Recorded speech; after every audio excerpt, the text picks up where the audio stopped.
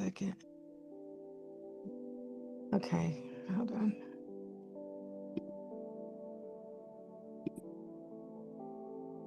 Well, hello everyone, and welcome back to the Medical Equipment World and Healthcare Get the Scoop, the podcast where we break down durable medical equipment, patient care, and real-world solutions for caregivers, families, and healthcare professionals. I am your certified medical equipment specialist. I am Tara Slaughter, and the co-host Silas is not here today.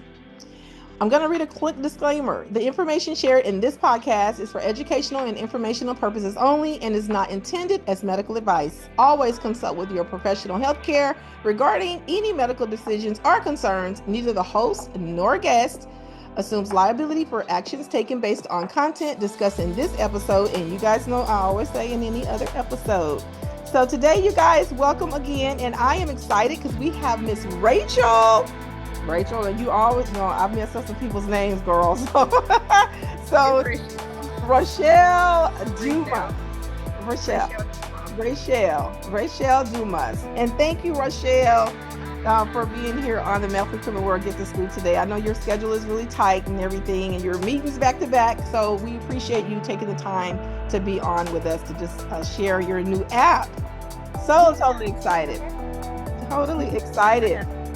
Yeah, so you know what? I have your bio here, and I'm going to read your bio really quick here, and then we're going to get started. And you guys, we're just going to do what we do. We lay back and we just have a conversation and just let Michelle talk about what she's, how she came to create the app, her background, and all these things, and so that it can be a blessing and help someone out there today.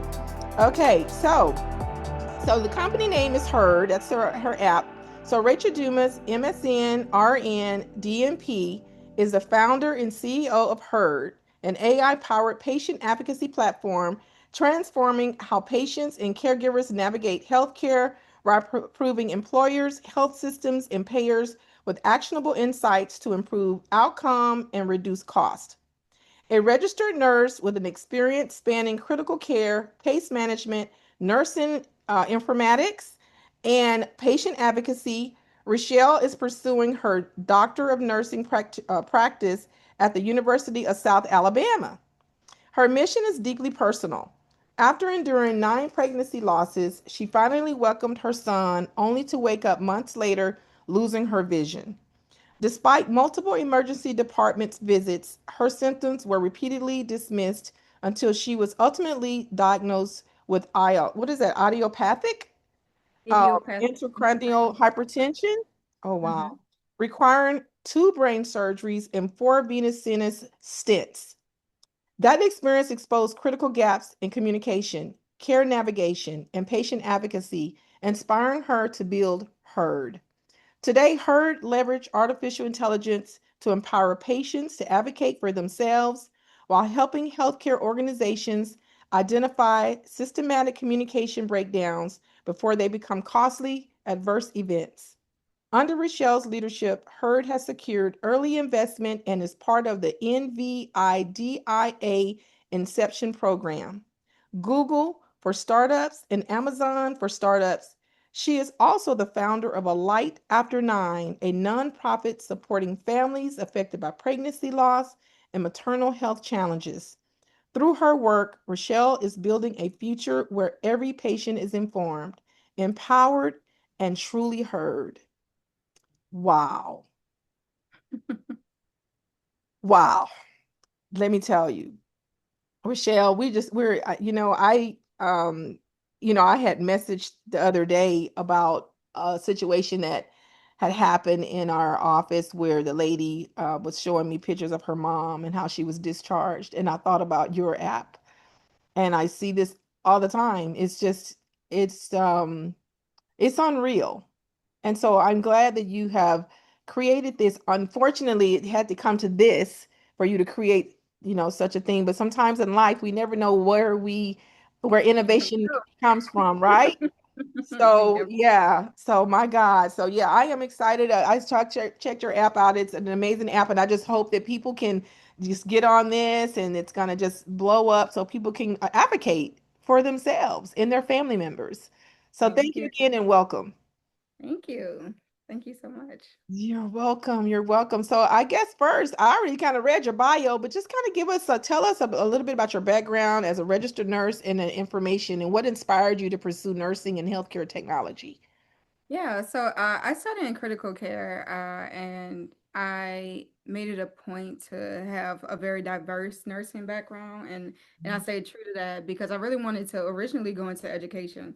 And when I started my master's degree, like maybe I don't even know, 6 months after I finished my bachelor's degree, I realized very quickly that my passion had changed to technology because I started a role at some point as an informaticist where I implemented electronic health record systems in over 40 locations at this one healthcare chain. And I loved it. And I was like, this is what I want to do. So I switched from nursing education masters to informatics. And during that time, I also started my pregnancy journey, and that took 4 years. And I had 9 pregnancy losses during that time before I had my baby. And then I literally finished my master's after 8 years and 3 months. So for anybody out there who is on this very long journey finishing their school, like just know I understand. It took me 7 years to finish my bachelor's. It took 8 years and 3 months to finish my master's, and then I still started my doctorate degree last year. Maybe what April, May, June, July, 4 months after I finished my master's, and I finished my master's April 30th. May 1st, I was in the hospital. My first brain surgery was 6/6. My second brain surgery was 7/28. I started HERD 2 weeks after that. Started my doctorate degree the same week as I started this tech company. 2 weeks after that, I got a $50,000 grant to actually really start HERD and work on developing and legal and all these things. So it's been a wild ride in the last year. Journey. What a journey. Well, what it says is that you don't give up. Oh, never that. Despite the journey, it's never too late first to finish, right? My husband used to always say, if you fall down, get back up and finish. Or if things happen in life, you just dust yourself off and you keep That's going. it. You That's it. have, life, it brings us all type of challenges and but you have to just keep going, you You know? do. So, and that's just a testament of, and I always I tell people like I don't do excuses I don't either. because I've been through too much. I've been through too much, right? I've been through a lot. My And I tolerance is very high, so it's kind of like either you're gonna do it or you're not. I almost died. I was planning my funeral a year ago, so it's kind oh of my like, God. yeah. Oh my So God. You were planning your funeral? I was, I was. It Oh, was that bad. It was that bad.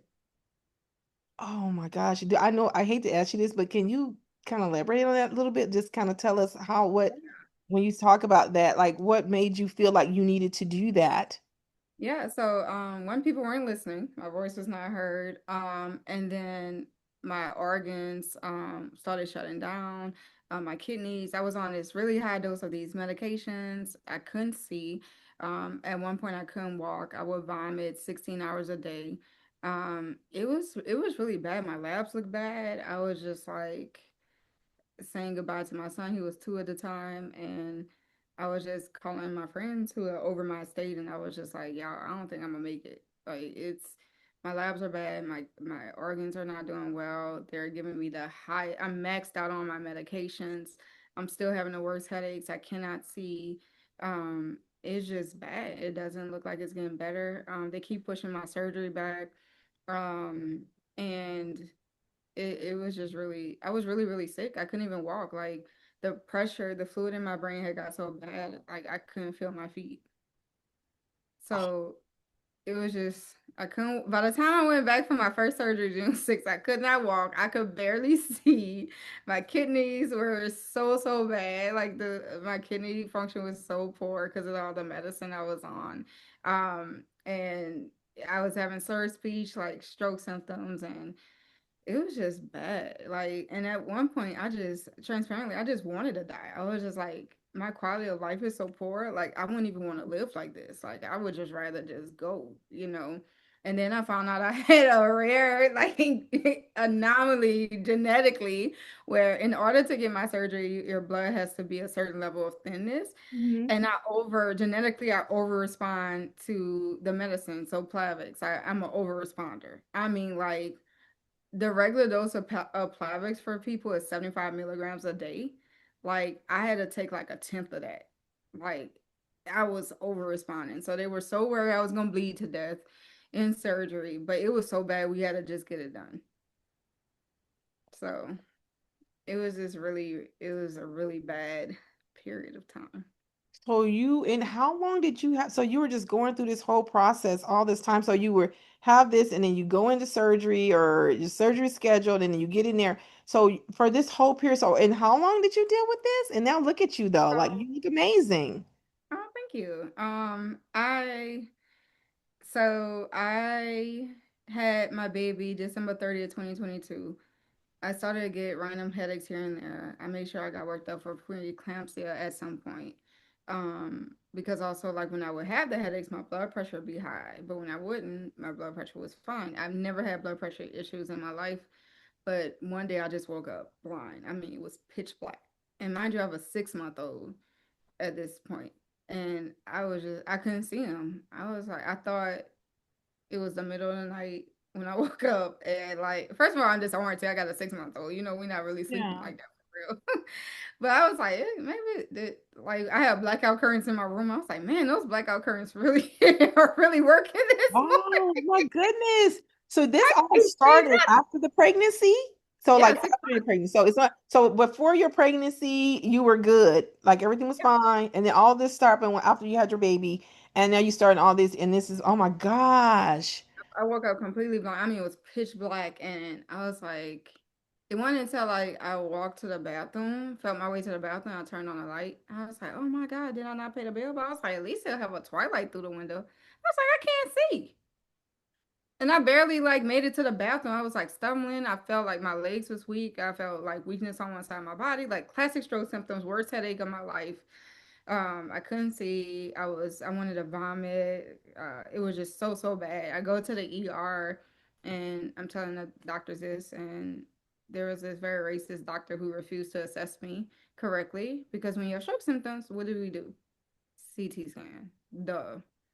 That's just the standard of care. He lied and said the CT scanners were down. I had my husband at the time call the imaging department. They said there's literally people in the scanner right now. I'm not sure what he's talking about. And I go back to him. I was like, "Can we please do a CT scan? We know strokes are time sensitive, like for intervention." And he was like, "You're not getting one today. It's probably a stomach bug," and dismissed me, like discharged me, and told me to take Pepto Bismol. I could not really see this man, and I had to go to another hospital. Of course, immediately they ran a stroke code CT scan, but they didn't find anything on the CT scan. They did an MRI, didn't find anything. So for 6 months, I woke up blind every day. It would progressively get better to blur vision or Mhm. double vision or both. And at the end of the 6 months, I finally got a neurology appointment, which I had to fight for because the hospital told me the next neurology appointment available was 2 years. I said I'll be dead by then. I had friends calling around, people pull strings, got me in at 6 months instead of 2 years. And he did a lumbar puncture on me, and immediately I felt like a new woman. Like I didn't know how sick I was until I got that lumbar puncture. It removed the fluid off my brain, the excess fluid, and I just felt new immediately. My vision was clear. I feel like I was seeing in HD, and my weakness was gone. Like everything was just great. I felt great, and he diagnosed me with idiopathic intracranial hypertension and put me on a medicine, a diuretic, or as we call water pill in our community, to remove the excess fluid off my head. And that worked until 2 years later, where I was finishing my master's degree in Kentucky. I had to travel 6 hours to and from Georgia to Kentucky. Yep, one way to finish my master's degree because there are not a lot of nurse informaticists. So the VA there in Louisville accepted me and I finished that April 30th and I barely made it. I was in and out the hospital on the weekend. And some weekends I would drive to Georgia to get my child and co-parent. It was a lot. And May 1st, I was in the hospital. I was really sick. I couldn't see again. It was so, so, so bad. And I, like I said, I had my first surgery on 6/6, and all my symptoms went away. I felt great. And then they all came back a few weeks later. And then I was told I had to have a second surgery. And I had that July 28th. And after that, I also started on a GLP-1 because I did research and found that Zepbound decreases the pressure in your brain in my very rare brain disease within 12 to 24 hours of taking it. And the combination of the surgeries and the Zepbound led me to not have another surgery. And I was able to wing off my medicine. And I was able to decrease the chances of me dying from this very horrible disease. Talk about advocating for yourself. Yeah.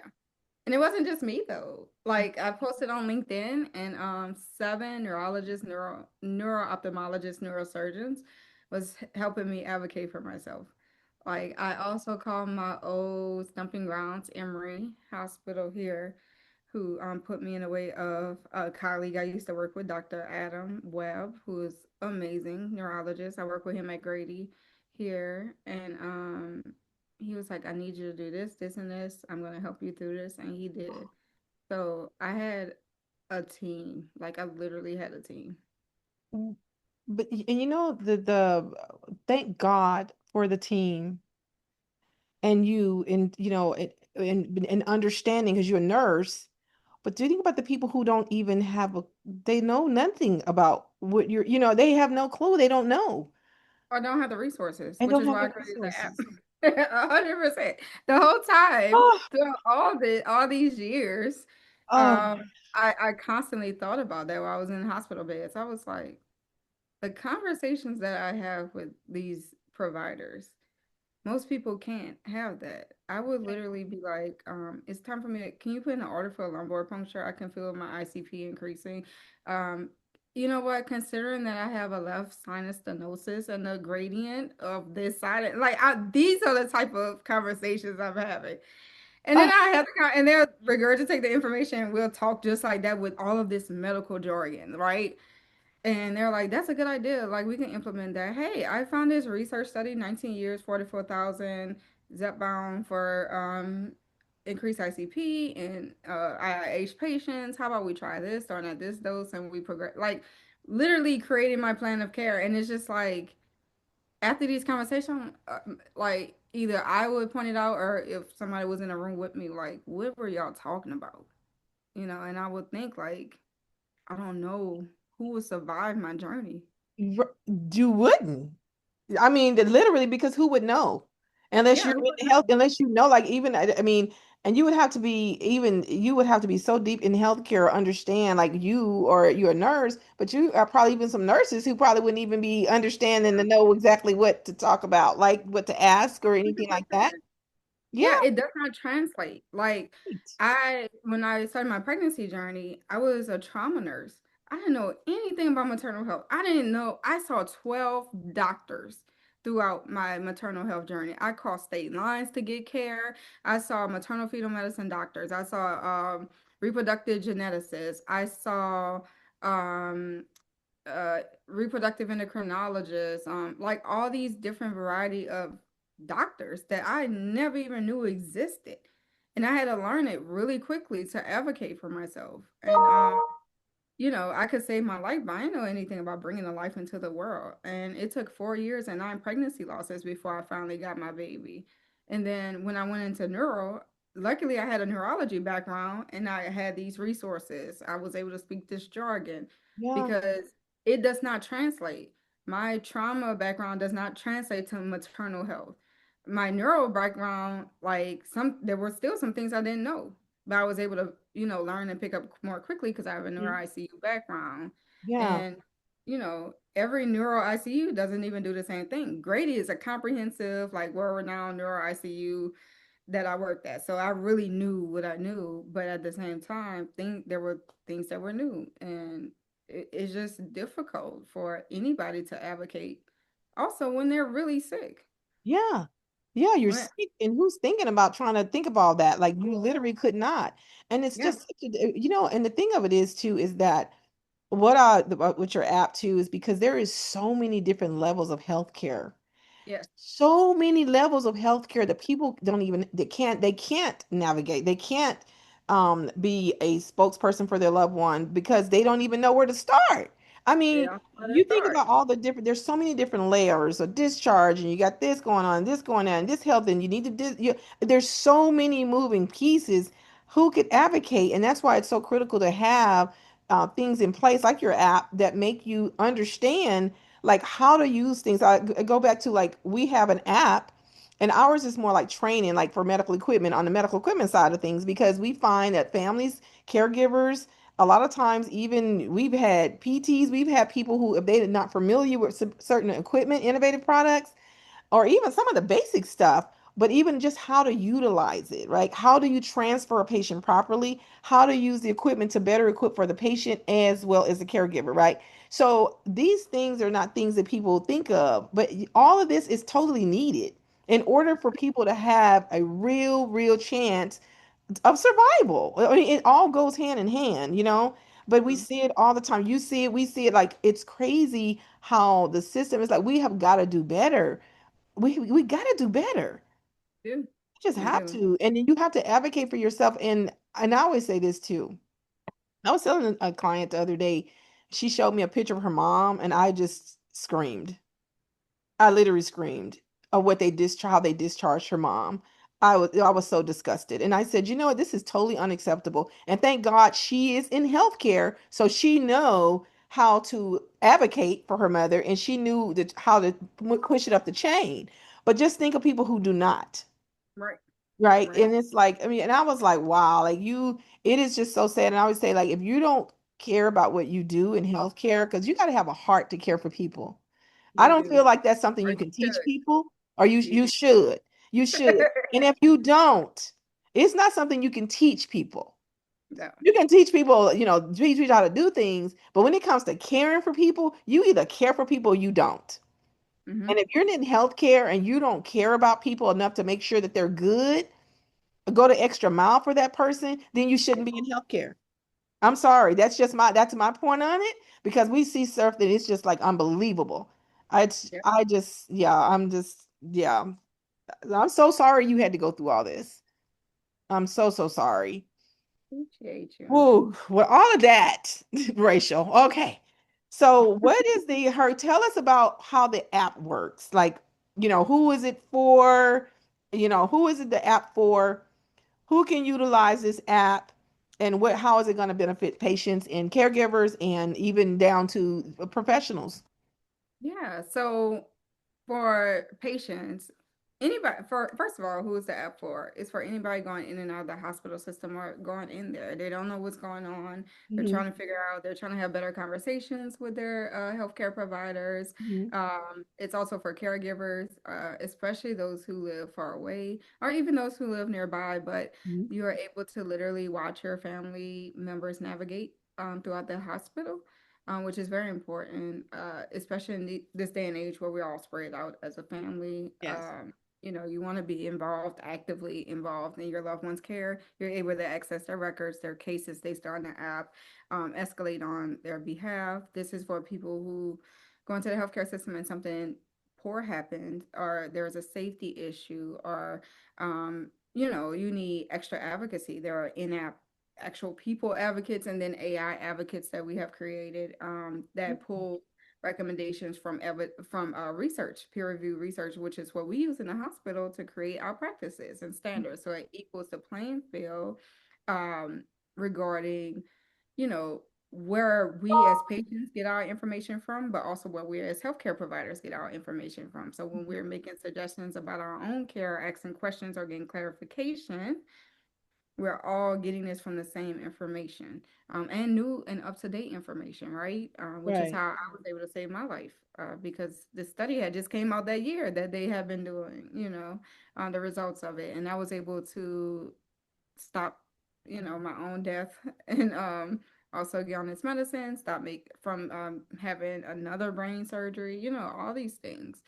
Okay. And then as far as healthcare providers, it's helping because now patients are more informed. They can be more actively involved in their own plan of care. Mhm. It decreases litigation costs. Instead of, patients going and sue you, you are actively attending to safety issues and things like that in real time. So that is very helpful. It decreases readmission because now your conversations are more meaningful and productive. So they know when to come back to the hospital, they know who to follow up with, all these things, what signs and symptoms to watch out that requires you to come back to the hospital, how to maintain their care, Mhm. all of these things.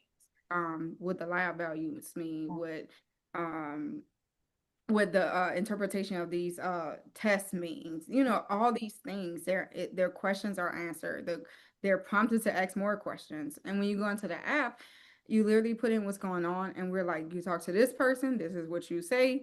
We give you those advocacy scripts, so we Mhm. know what we need as far as communication so that you can get the proper treatment. But you need to know that so you can transfer those symptoms that you're having into meaningful conversations with your provider to get you the care you need, because that's a huge gap.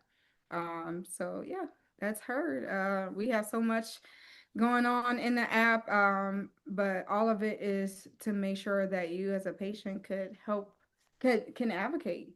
Yeah, to know what to ask for. So basically, so like right now, you know how we log into, just an example, our insurance, right? We log in there, we're able to see our doctor's information, we're able to see our medical reports. But what you're saying for this one here in the depth, because I saw the app, but so just the depth, I don't know the fullness of how it works. So basically, what you're saying is all we see now is just we log into insurance or we log into the portals and we can see our medical records and things like that. But with this, it's literally going to be able to take our medical records and say, hey, I see these results, and the doctors, they'll tell you what you got, whatever you need to do, whatever, but you can go a little bit more deeper. You can actually talk to an AI system within this app that would take your medical records or whatever the doctor has told you. You can get all that information, and now you can go back to them and say, look, we had a conversation, but you didn't tell me this part, right? Like, or, can you kind of elaborate a little bit more on, what's going on? Because according to the system here, in which is heard, it's telling me to look for da da da da da da. Yep, That, yep, exactly. And then like I said, it's safer than, your ChatGPT Claude and things like that. Like it's mhm. pulling from these peer-reviewed Yeah, articles, you yeah, know. This isn't recommendations that you just Googling and hoping it'll be appropriate. No, this is right. where we're getting our practices from and our recommendations and those diagnoses and the standards of care from as well. Right. So the people will be able to download the app and get the app personally, or do they actually have to be part of an insurance or doctors or facility, a medical group or anything like that, or they can actually invest and get it themselves personally?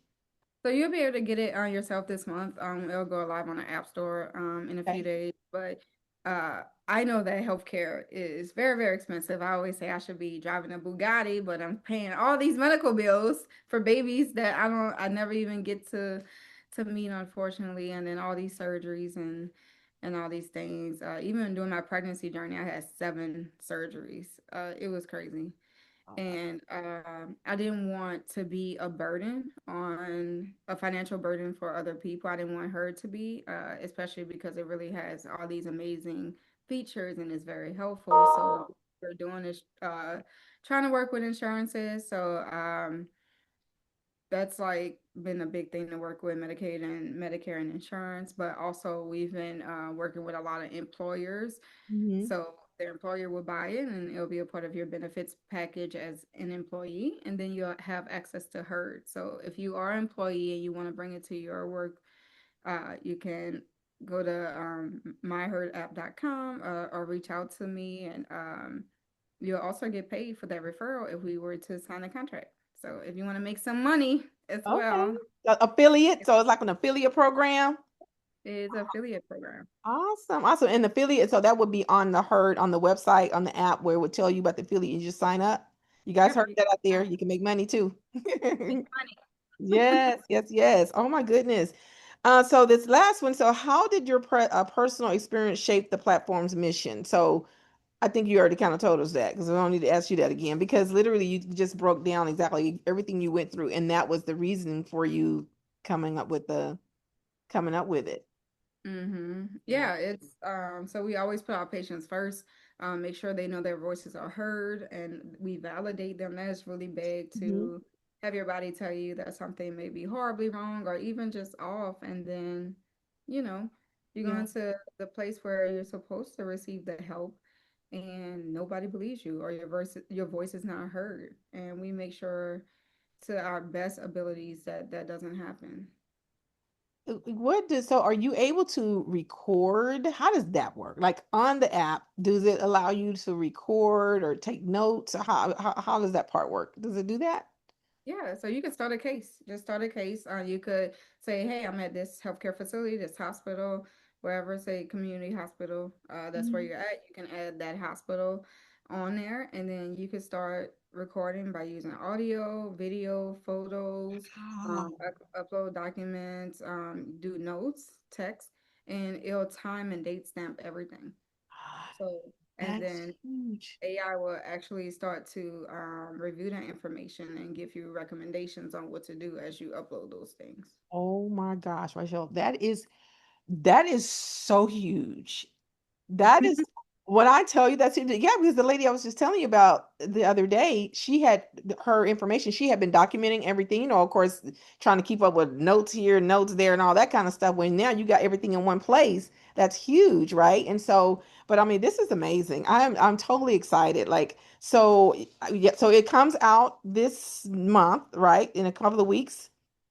Mm-hmm. So people Yep. can Well, next week it'll be out. You'll be able to find it in the App Store. awesome, awesome. You guys, this is a game changer. This is so needed. You can now literally record, document, have the AI systems, which is totally amazing. It's pulling from legitimate systems, okay? Not just this anything, okay? It's pulling from legitimate Very peer important. review. Yes. Oh my gosh. And this is such a need, and that you're thinking like, well, why hasn't anyone came up with this? Well, this is when innovation is great because Mm-hmm. this is such a need for it. We know it's a need for it. I love the recording thing. I love it just being able to tell you how to navigate and what to do. And now you don't have to try to go to Google or go to all these different things. Everything is right there and it's in your information. So I hate that you had to go through all that you've been through, Rochelle, to come up with this. But you know what? Sometimes in life we go through things to make things Do, better for somebody else, right? do, Yeah. do. Hopefully, millions and billions of people we're making it better for. Yes, yes. Because you know what? It can save somebody's life. Yes, It can save a life. Could that's the save goal. a life. Neglect is real. And people, the systems are sometimes broken, and you're in hospitals and you don't know which way to go, which way to turn. People are always looking for answers. I know that you know this. We deal with it all the time, and I just do medical equipment. But I hear all the stories. Like we get all the stories, because at that point people are looking for something to help them, right? And so I thank God that you've created this, and I thank you for taking the time to be here on with the Medical Equipment World and Healthcare Get the Scoop to share this information. And we would love to have you back on once it launches, and just to kind of keep us updated on what's going on and how it's working, what people are feeling with it, and all these things and all these great things. So, what would you share with the audience today that it can take away, and then just share your information, how people can get a hold to the app? When it's going to be coming out. I know you just mentioned that, but just kind of give them that quick, message out there and just give people like a message of what would you tell somebody today who's going through Yeah, so healthcare? one, I see you because it is very difficult. Any level of sickness where you're forced to advocate is difficult. Matter of fact, it makes you sicker. Yeah. The stress of it all can literally make you sicker. And I see you. So one, download the app. That's why I made it for that person specifically in mind, because I was that person, and every now and then I have to be that person. It's not over. But I will say that, you know, her was made to prevent people from not being heard, but also like to thrive after their healthcare experience, not just barely survive. I want you to thrive, to Yeah. um to have a good quality of life after that. Um I I kind of I hate using the word, but we are resilient beings. We really are. Right. And we can only be called that when we go through, Oh, certain resilience does not come to play when life is good and easy. It yeah. means you've really been through things. Yeah. But I want to create a more resilient people and a resilient patient. But her is 100% uh, there for those people in the times of crisis and need and advocacy when there is nobody else or they just can't advocate for themselves for whatever reason. So download the app. And I also like to be reached out to. I'm on all social media platforms. My name is Rochelle Dumas, and or you could go to my Herd app on all the platforms, and leave comments. People slide in my DMs all the time and tell me their healthcare stories. We'll put your story on our social media page if you would like it to be told. We have communities that will be started by the end of the month. So if you have an issue going on and it's been going on for a while and you're not hearing the answers, we're going to have healthcare providers come in and give advice and things. So we are really not just an app; it's an ecosystem There you of apps. go. That It's definitely not just an app, it's an ecosystem. So there you in go. any type of way, we are advocates. So yeah, you can find us on myherdapp.com. We're on LinkedIn. Everything is My Herd app. And like I said, I'm Rochelle Dumas, and I'm on all the social media platforms as well. So yeah, and if you are a payer and insurer, please reach out to me as well. And if you're an employer, please reach out to bring it to your employees, because healthier employees who are able to have meaningful conversations and speak up for themselves means that they are able to do their work. You don't have to worry about short-term disability and long-term disability and absenteeism and decreased productivity, because your employees are healthy, and you should be concerned about that. So that is my TED Talk for today. Yes. Well, we love it. We love it. You know what? Thank you again, Rochelle. You guys heard this here today on the Medical Equipment World and Healthcare Get the Scoop. This podcast is sponsored by CFS Medical Supplies and Equipment and CFS Solutions, DBS. Now, there will be a blog on because we create a blog and then we put all of Rochelle's information inside of the blog. So you'll be able to go to that blog on our websites and connect with Rochelle with all the links and all those things, and also be able to listen to this interview as many times as you need it to get whatever information you need to pull from it. And Rochelle, I just want to say thank you again, sweetheart. I love what you've done here. I'm praying for you, praying for you, praying for you.